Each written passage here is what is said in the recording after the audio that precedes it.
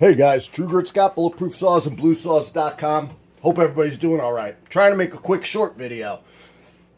Doing a 660 pre-flight on a Farmer Tech G660. So one of the things that I tell you guys that if you don't have us do it for you, what you have to do is make sure your cylinder bolts and your muffler bolts are torqued correctly. I'm spitting. So I don't mean the muffler bolts holding on the cover. I mean the muffler bolts securing the muffler to the cylinder.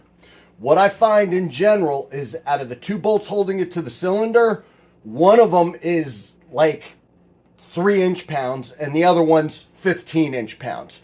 There's Loctite holding those in, so you might break it off, but they're not snugged up appropriately to a proper torque setting. On the cylinder bolts, I usually find 3 of them are 80% of the torque spec, and one of them is nowhere near the torque spec, maybe 50% of the torque spec. So let's take a look. I usually can do this with 2 fingers. I could do that one with 2 fingers.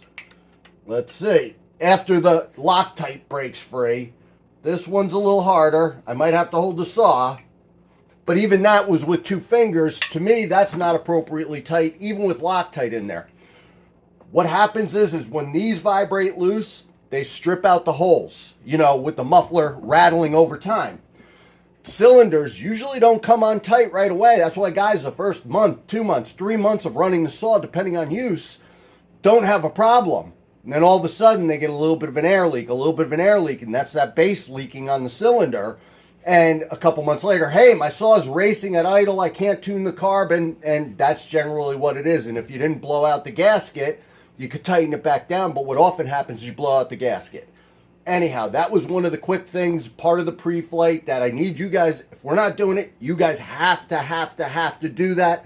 And if you don't have a torque wrench, don't go ham on them. Tighten them down to the best of your ability. The cylinder bolts are 133 inch-pounds. These ones, to be honest with you, I never torque them. I got my setting in my hand, and I'm comfortable with those, but the cylinder bolts I care about so much more that I do torque those to spec. Not sure what that torque setting is. I should have looked it up before the video, but this is a quick video. I have to end it. Thanks for watching.